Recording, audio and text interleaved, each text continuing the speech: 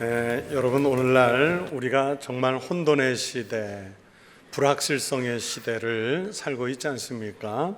그래서 이 현대 세계에서 우리가 신앙을 제대로 지키면서 살려면 정신을 좀 바짝 차려야겠다.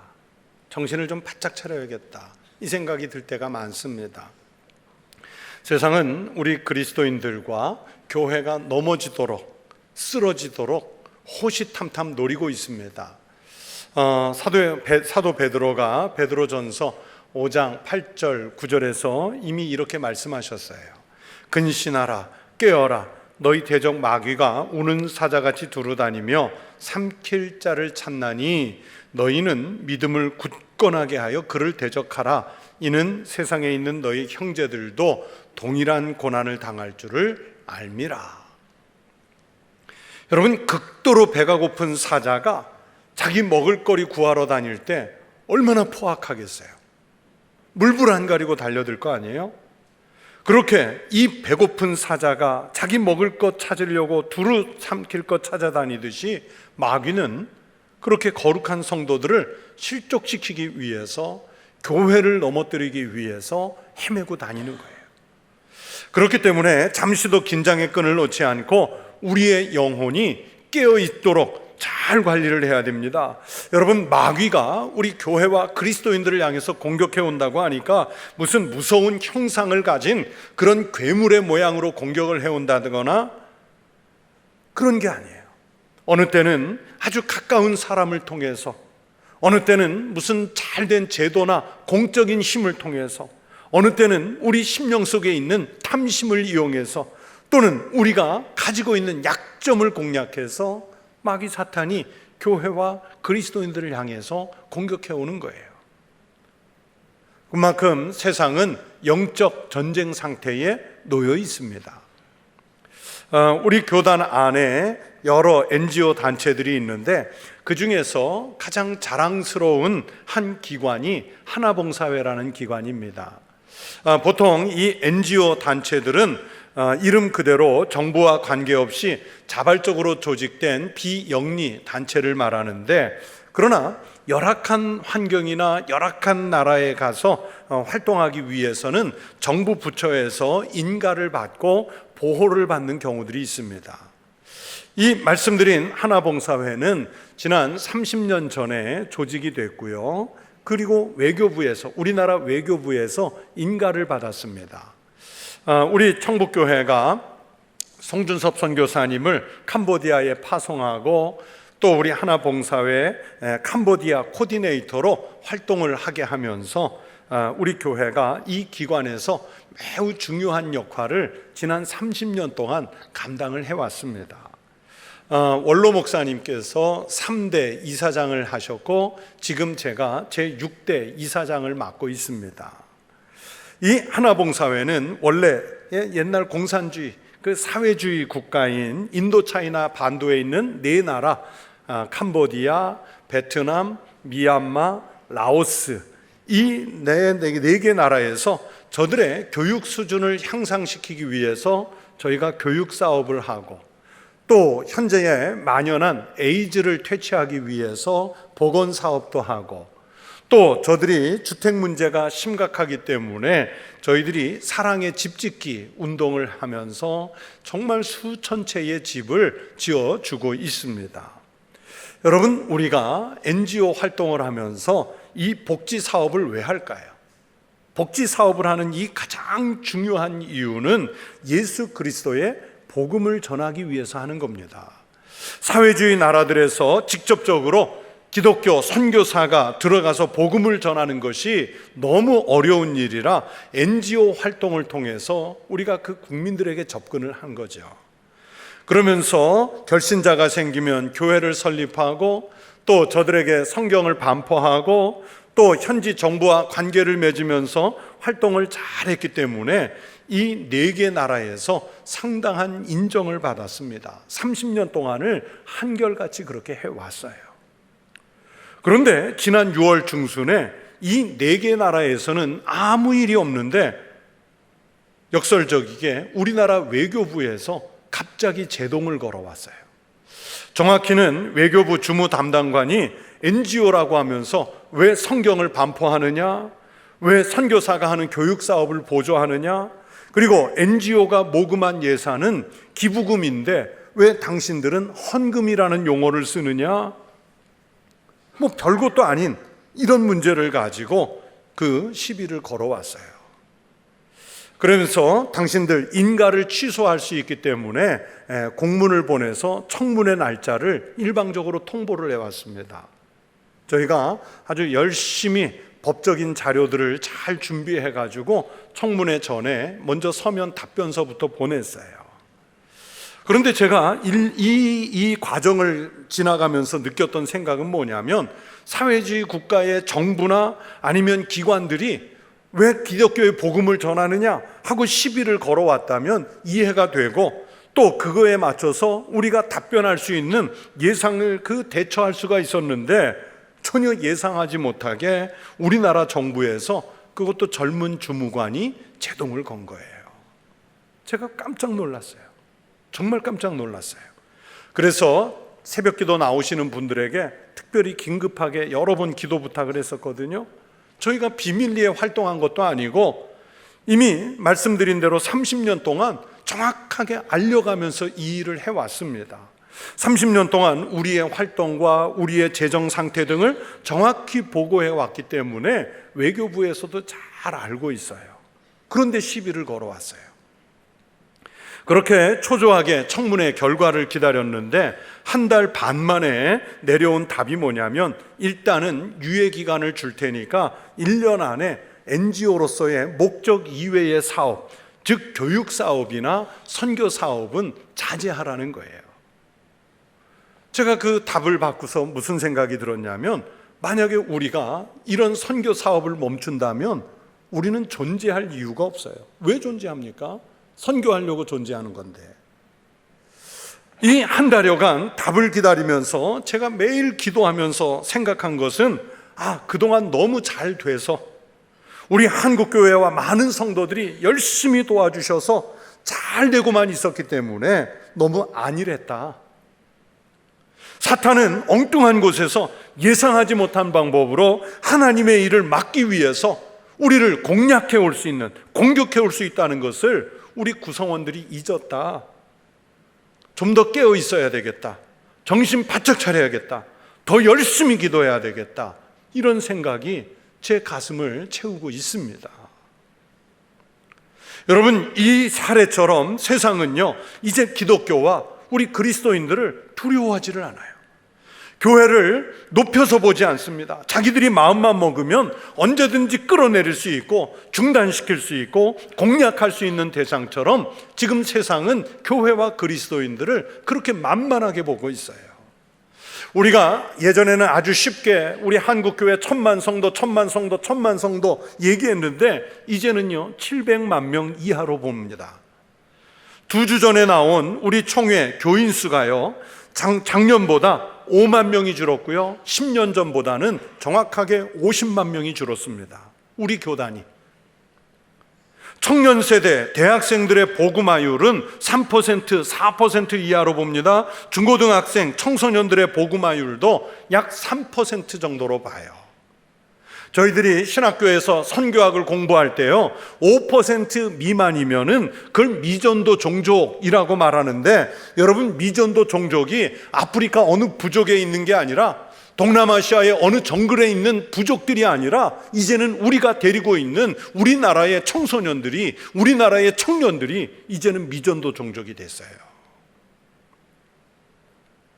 요즘 대학생들이 교회 잘 다니는 친구에게 이렇게 묻는다고 그러죠. 너 지금도 교회 다니니? 너 지금도 교회 다니니? 그만큼 교회와 그리스도인들이 세상에서 아주 만만해졌다는 반증이에요. 교회는 방향을 잃고 헤매고 있고, 예배는 거룩성을 상실하고 마치 무슨 한바탕 쇼처럼 변하고, 성도들은 하나님의 말씀보다 세속적인 것을 더 탐하고, 참 부끄럽지만 목회자들과 교회 지도자들은 세상의 윤리보다 더 뒤처진 윤리 기준을 가지고 살아요. 그 틈에 차별금지법이나 평등법이라고 하는 아주 좋은 이름을 가지고 마치 이 틈을 노리듯이 우리를 공략해오고 있고요. 교회는 세상에서 할 일을 제대로 하지 못하는 그런 인식이 만연하고 있어요. 마치 물에 빠진 사람이 마지막 발버둥을 치면서 고통스러워하는 것이 오늘날 우리 교회와 그리스도인들의 현상이 아닌가, 그런 생각까지 드는 거예요. 제가 요즘 고대 철학자들의 생애와 사상을 다룬 방대한 책을 좀 읽고 있는데, 거기에 등장하는 고대 철학자 중에 아나카르시스라는 고대 철학자가 있어요. 이 아나카르시스에게 어떤 사람이 물었습니다. 저 물 위에 무수한 배가 떠 있는데 어떤 배가 저 중에 가장 안전합니까? 여러분도 생각해 보세요. 바다에, 강 위에 무수한 배가 떠 있는데 어느 배가 가장 안전할까요? 항공모함이 떠오르세요? 수천 명 타는 크루즈가 떠오르세요? 아니면 쪽배가 떠오르세요? 우리는 그렇게 생각하겠죠. 아나카르시스는 뭐라고 답변했냐면 땅 위로 끌어올린 배가 가장 안전하다 그랬어요. 여러분, 땅 위에 끌어올린 배는 물론 안전하겠죠. 그러나 그 배는 배로서의 기능을 잃어버린 거예요. 그것처럼 교회와 그리스도인들이 영적 전쟁에서 목숨을 걸고 싸워서 이길 생각을 하는 것이 아니라 적당히 예수 믿다가, 적당히 교회 봉사하다가, 적당히 헌금하고, 적당히 성경 지식 알고, 적당히 기도하다가 안전하게 천국까지 가면 좋겠다, 이런 생각으로 신앙을 유지하는 것이 마치 육지로 끌어올린 배 같은 생각이에요. 이미 영적 전쟁터를 포기하고 항해를 포기하고 땅에 끌어올린 배처럼 우리가 안전한 신앙만 찾고 있는 것은 아닌가, 제가 그 대목을 읽으면서 그런 생각이 들었어요. 이런 현대교회와 그리스도인들에게 주님께서 무슨 말씀을 하실까요?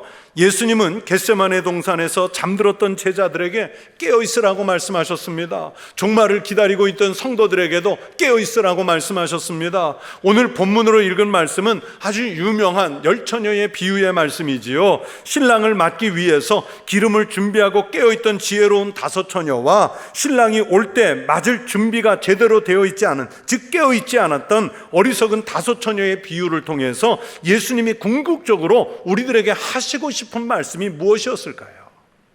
그런즉 깨어있으라. 너희는 그날과 그 때를 알지 못하느니라. 여러분, 이 말씀에 우리를 자신을 비추어서 반추해서 여러분은 그리스도인으로서 과연 깨어있습니까? 오늘날의 이 시대를 영적인 면에서 여러분은 어떻게 보고 계십니까? 참 혼란스러운 시대죠. 어제 온가족 새벽기도의 시간에도 잠깐 말씀을 드렸는데요, 하나님의 창조 질서가 파괴돼 가지고 지금 온 피조물들이 신음을 하고 있습니다. 고통을 겪고 있습니다. 오늘날 우리가 당하고 있는 폭우, 폭염, 폭설, 자연재해, 이 모든 것들은요, 어느 날 갑자기 생긴 것이 아니라 그동안 살면서 우리 인간이 아주 탐욕스럽게 살아온 죄악의 결과가 오늘의 이 결과를 만들어낸 거예요. 사람들의 영혼이 피폐해져서 서로가 서로를 학대하고요, 서로가 서로를 불신하고요, 갈등이 만연하고요, 학대의 단계를 넘어서 전혀 알지 못하는 사람을 향해서, 불특정 다수를 향해서 무작위로 칼부림을 일으키고 있는 게 오늘 우리가 살고 있는 이 불안한 시대의 현상이잖아요. 교회와 그리스도인들이 이런 시대 속에서 어떻게 살아야 할까요? 영적으로 깨어 있어야 하지 않겠습니까? 그런데 현실은 교회들도 세상의 혼란에 편승해서 교회가 교회답지 않고 그리스도인들이 그리스도인답지 못한 우리의 정체성을 잃어버려 가고 있습니다. 그러다 보니 세상이 교회를 가볍게 여기고 젊은이들이 아직도 교회 다니냐고 비웃는 거예요. 그래도 이런 세상 속에서 우리가 해야 할 일은 주눅들지 말고 이 혼돈의 세상에서 영적으로 늘 깨어 있어야 합니다. 우리가 깨어 있다는 말을 하는 것은 하나님 앞에서 우리 자신의 삶을 반성하고 우리의 현재를 진단해보고 그러면서 우리의 앞일을 하나님께 맡기겠다고 하는 점검을 의미하지요. 그래서 오늘 주시는 이 지혜로운 다섯 처녀와 어리석은 다섯 처녀, 열 처녀의 비유를 통해서 깨어있다는 것이 어떤 의미를 갖고 있는지 말씀을 드리려고 하는 거예요. 첫째, 오늘 본문에서 깨어있으라는 말씀은 바르게 생각하라는 말씀입니다. 여러분, 이 본문 속의 열 처녀는 슬기로운 자나 미련한 자나 본문 5절 말씀처럼 신랑이 더디옴으로 졸며 그랬죠? 다 졸았어요.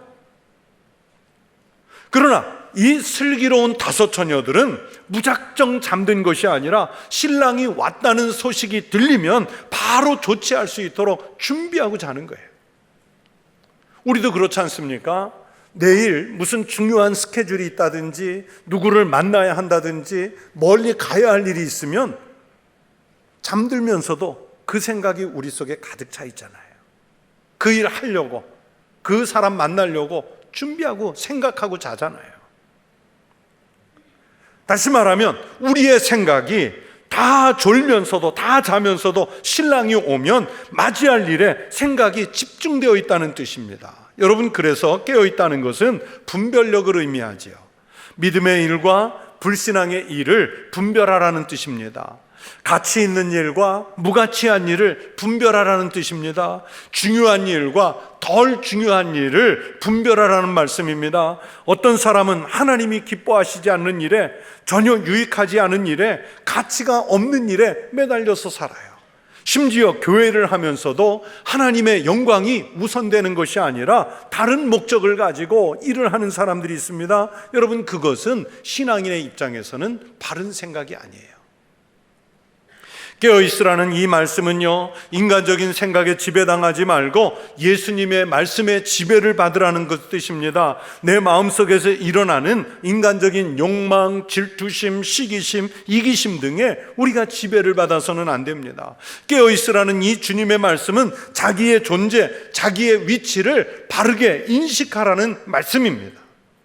우리는요, 자기 형편을 모른 채로 과욕을 부리는 사람, 자기 실력을 모른 채로 준비하지도 않고 덤벼드는 사람, 자기 형편을 헤아리지도 않고 과소비하는 사람, 자신의 위치를 파악하지 못하고 매우 교만한 사람들이 있어요. 오늘 이 성경 말씀 속에 열 처녀들이 할 일은 뭐냐면 신랑이 언제 올지 모르지만 깨어서 기다리는 일입니다. 그 일을 집중해서 생각해야 되는데 만약에 그 일을 잊어버리고 잠들었다면 그 사람은 이미 신부의 자격을 잃은 거예요. 신부로서 밤을 새워야 하고 기름을 준비해야 하고 불이 꺼지지 않도록 생각 속에 쫙 순서가 정리돼서 만약에 그 상황이 왔으면 어떻게 해야 할지 만반의 준비를 생각 속에 가지고 있어야 되는 거예요. 지혜로운 다섯 처녀에게와 미련한 다섯 처녀에게 시간도 똑같이 주어졌어요. 기회도 똑같이 주어졌지 않습니까? 그 기회를 깨어 기다린 사람들에게 하나님은 함께하는 복을 주셨고, 미련하게 낭비한 사람들, 깨어있지 못한 사람들은 잔치 장소 밖으로 쫓겨나는 아픔을 주시지 않습니까? 여러분은 요즘 무슨 생각에 집중하고 사십니까?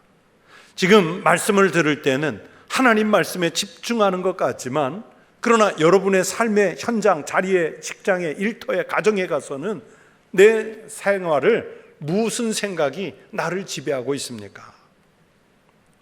내가 어떤 상황이나 일을 만났을 때 무엇을 판단의 기준으로 삼고 계십니까? 평소의 생활 속에서 또는 중요한 일이 있을 때 그때 여러분의 생각 속에 주님은 떠오르십니까? 여러분의 생각과 삶을 하나님께 집중하시기 바랍니다. 그것이 깨어있는 신앙인 줄로 믿습니다. 둘째, 깨어있으라는 말씀은 기름을 준비하듯이 항상 준비하라는 말씀입니다. 오늘 말씀 속에 미련한 다섯 처녀들은요, 분명히 자신들의 기름을 점검할 때 아마 대충 생각해가지고 이 정도면 넉넉하겠지, 모자라지는 않을 거야, 그러면서 적당하게 판단했을 겁니다. 자신들의 판단에 의지했어요. 경험에 의지했을 겁니다. 또 낮에 올지 모른다는 생각도 했을 거예요. 이런 것은 신앙에 있어서 매우 관성적인 또는 관념적인 태도입니다. 신앙생활을요, 여러분 짐작이나 아니면 관성으로 하는 게 아니에요. 그것은 신앙생활뿐만이 아니라 모든 것이 그렇지요.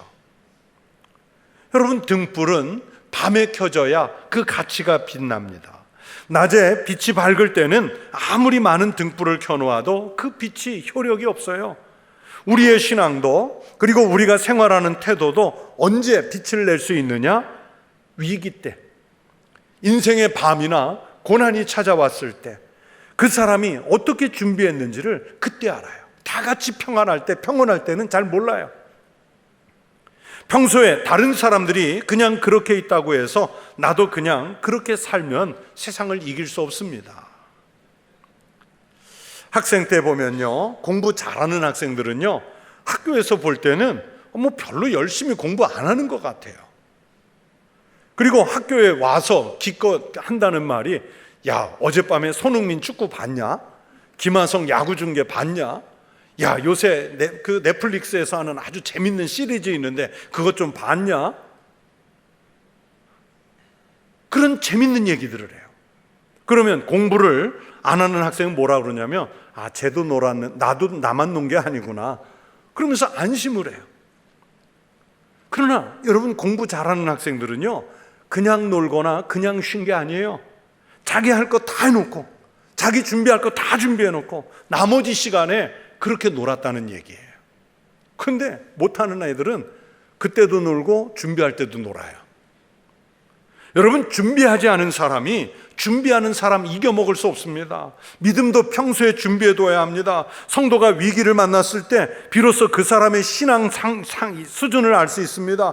아무리 믿음이 좋은 것 같아도요, 몸이 아프거나 사업이 갑자기 곤궁해지거나 아니면 가정에 큰 위기를 만났을 때 그때 믿음에 의지하지 않고 신앙적이지 못하고 인간적인 방법을 찾는 사람들이 있습니다. 그러나 평소에는 잘 드러나지 않지만 오히려 위기 앞에서 담대하게 신앙적인 용기를 힘써내는 사람들이 있어요. 남들은 잘 몰랐지만 그분은 틈틈이 자신의 신앙을 점검하면서 성장시켜온 사람이에요.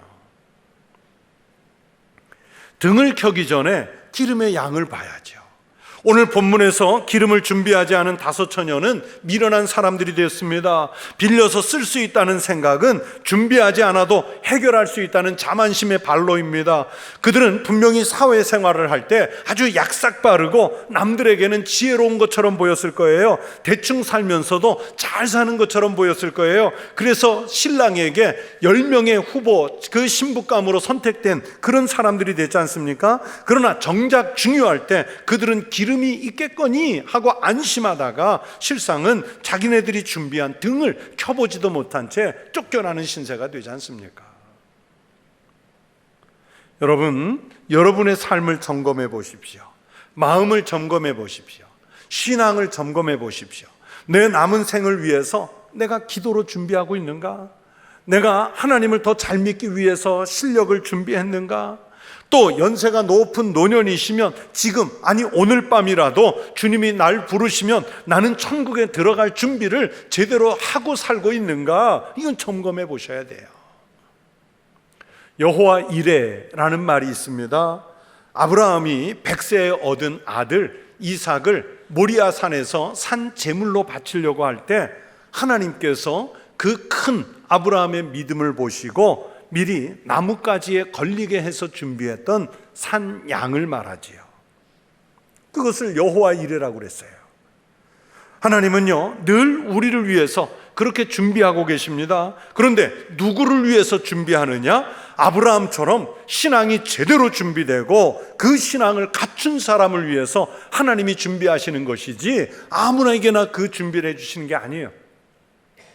아브라함이 아들 이삭을 바치려고 할 때 마침 때 맞춰 우연히 살아있는 양이 나뭇가지에 걸린 게 아니란 말씀입니다. 에베네셀이라는 말이 있습니다. 사무엘이 블레셋과 전쟁을 할 때 이스라엘이 도무지 이길 수 없는 아주 약한 전력을 가지고 그 강한 블레셋과 싸워 이길 수 있도록 하나님께서 이스라엘을 도우셨지요. 그래서 사무엘이 하나님께서 우리를 여기까지 도우셨다 하는 뜻에서 큰 돌 기둥을 세우고 거기를 에베네셀, 하나님이 우리를 도우셨습니다, 이렇게 고백을 했어요. 하나님은 언제나 우리를 도울 준비를 하고 계시는데 누구를 도우시겠습니까? 사무엘처럼 기도로 준비한 사람을 도우시는 거지 아무나 에베네셀이 아닌 거예요. 하나님께서 언제나 나를 위해 준비하시고 언제나 나를 위해 도우실 준비를 하십니다. 그에 응답해서 우리도 주님의 뜻에 맞는 삶을 살도록 준비하고 하나님의 역사에 내가 도움이 되도록 사용하시게 준비해야 합니다. 신앙생활이나 또 가정생활이나 직장과 학교에서 늘 믿음의 삶, 바른 그리스도인의 삶을 살도록 준비하고 또 미래를 준비하는 우리 성도들의 생활이 되시기를 바랍니다. 또 세 번째, 깨어있으라는 말씀은 문이 닫히는 날이 있다는 것을 의식하라는 말씀입니다. 즉 인생을 마감하는 시간이 있다는 것을 깨달으라는 거예요. 여러분, 신랑이 도착하고 나니까 문이 닫히지 않습니까? 오늘 본문 10절에 보세요. 신랑이 오므로 준비하였던 자들은 함께 혼인잔치에 들어가고 문은 닫힌지라. 문은 닫히는 거예요. 슬기로운 다섯 처녀는 신랑을 맞을 시간에 제한이 있다는 걸 알았습니다. 그래서 미련한 자들이 기름을 빌려달라고 했을 때 우리와 너희가 쓰기에 다 부족할까 염려했습니다. 다시 모자라서 살아나가면 신랑이 오고 그 사이에 문이 닫힐 것을 예상한 거예요. 반면에 미련한 처녀 다섯은 문이 닫힐 줄도 모르고 그만 혼인잔치를 떠나고 말았습니다. 그리고 그 사이에 문이 닫혔지요. 뒤늦게 와서 주여 우리에게 열어주소서, 주여 우리에게 열어주소서 아무리 호소해도 주님은 내가 너희를 도무지 알지 못한다. 오늘 성경이 말씀하죠. 내가 너희를 도무지 알지 못한대요. 어느 시점이 되든지 우리 인간에게는 반드시 하나님 앞에서 계산하는 날, 심판하는 날이 있습니다. 그 사실을 알고 있어야 됩니다. 여러분, 그것이 신앙의 깨달음이에요. 문이 닫혔다는 것은 시간이나 기회, 여건이 항상 주어지는 것이 아니라는 뜻입니다. 기회가 주어졌을 때 활용할 수 있어야 됩니다. 문이 열려 있을 때 들어가야 됩니다. 시험을 보면 시험 준비하는 날이 있지요. 사업가들은 사업을 펼칠 기회가 있습니다. 우리 인생을 마치는 날에는 생명이 끝나는 최후의 시간이 있어요. 그때까지 어떤 삶을 살 것인가를 결단해야 됩니다. 슬기로운 다섯 처녀나 미련한 다섯 처녀나 똑같은 시간, 똑같은 통보, 똑같은 대상을 주셨잖아요. 그러나 문이 닫혔을 때 그들이 머문 곳은 달라요. 슬기로운 다섯 처녀는 신랑과 함께 잔치 자리에 있었고, 미련한 다섯 처녀는 성문 밖에 쫓겨나서 어두운 곳에서 슬피 울고 있지 않습니까? 여러분, 인생을 마칠 때 어느 곳에 서 있기를 바라십니까? 학교를 마친 학생이 어떤 길로 가길 원합니까? 사업을 하다가 우리가 이제 마무리할 때, 직장 생활을 마무리할 때 여러분은 어떤 모습으로 서 있기를 원하십니까? 그리스도인으로서 그리스도인답고 교회로서 교회다워야 이 혼돈의 세상, 영적 전쟁터에서 승리할 수 있습니다. 제가 앞에서 말씀드린 요즘 읽고 있다는 그 책에서 소크라테스 편에 소크라테스와 관련해서 이런 이야기가 나와요. 우리는 소크라테스 그러면 너 자신을 알라 이것만 생각나지만 너무 위대한 철학자예요.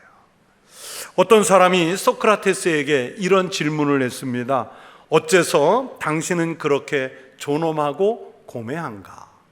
소크라테스가 존엄하고 고매한 존재예요.